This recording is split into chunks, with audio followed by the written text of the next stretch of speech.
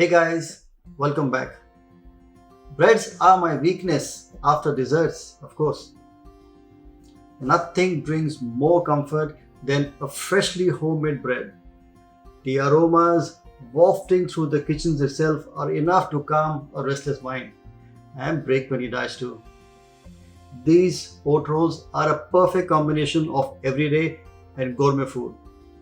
The addition of oats makes them a little healthier, and the sprinkling of oats on the top gives it that gourmet look. So let's get cooking. We start off first by fermenting the yeast. I've taken yeast into a bowl, and to that I add a couple of tablespoons of warm water. Now, warm water actually helps to dissolve the yeast and also helps it to rise, and that's why we always say use warm water, never hot water or cold water. I'll also like to add a tiny quantity of sugar. The sugar and the warm water reacts with the yeast and helps it to ferment and rise. This has to rest for approximately 15 minutes for it to almost become 4 times in its volume. To begin cooking the bread roll, we first heat some milk and add steel cut oats to it. Now the warm milk actually makes the steel cut oats quite soft. I like to add honey. You can use sugar, that's perfectly okay. A tiny quantity of salt. The salt brings out the sweetness of the honey and also gives a savory part to the bread rolls. Also, what goes in is butter. It gives us nice luxury mouthfeel or a softness to the rolls by adding the butter. Now, butter is from the fridge directly. It doesn't need to be melted. There's enough heat in the milk to soften up the butter.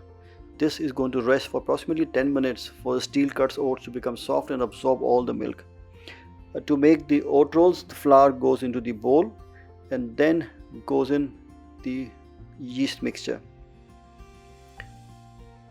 Now this yeast mixture is a tiny quantity right now, but is enough for you to start making the roll dough. You lightly toss it all together, fold the yeast mixture into the flour, and what you will get is slightly a crumbly kind of dough.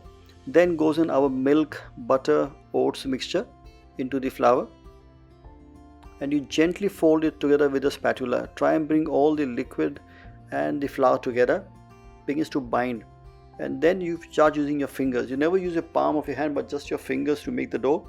This is going to be a very sticky dough, so this will be quite difficult to start off with because stick to your fingers, but what you will eventually get is all the water is absorbed, or the milk is absorbed by the flour. Grease a bowl with little oil and place your oats dough into that. Cover it with a cling film, and this will be resting for approximately 45 minutes. You will notice that the yeast reacts with the flour in this time as it's resting, and it almost becomes double in its size. So it really aerates and becomes double in size. When that is done, you take off the cling film and with your tip of your fingers you lightly deflate the dough. Not too firmly, very gently. It's still a very sticky dough, but gently deflate the dough. You grease a roasting tray or a baking tray with some oil. You need to be really generous with the oil and make sure you actually rub or apply the oil all over the base, the sides and the corners of the roasting tin. Now this is important because otherwise if you don't grease it, your dough will stick to the base and the sides and it will not come out properly. So the greasing is extremely important. Also take the extra grease and rub it between your fingers and your hands, so your hands become literally like a non-stick.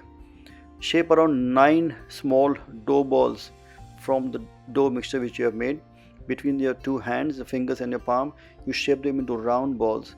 When you put them onto the greased tin, make sure you keep them slightly apart and not joined, because this is going to rest for another 25 minutes, and in those 25 minutes the dough will again rest and it will rise. So they all begin to stick together.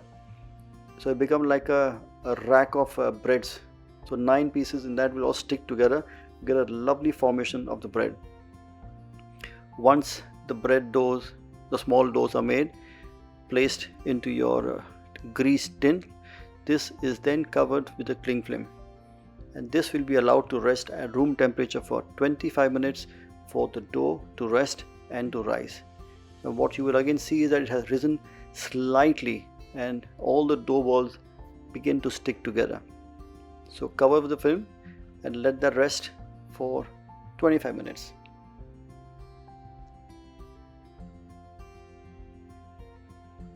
Now once the dough has rested enough, you will remove the cling film, and here we are. We take the cling film out, and what you see is the dough which is swollen up and stuck together.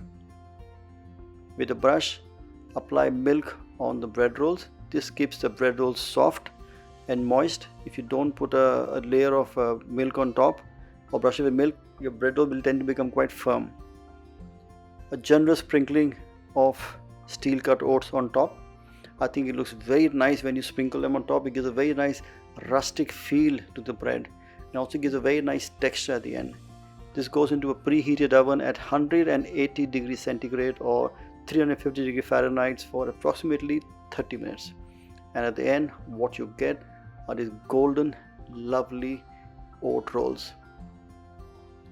Make sure you try it at home. Make it for your friends, make it for your family, and leave your comments on the section below. It is best had with a dollop of butter on the side. Bon appetit.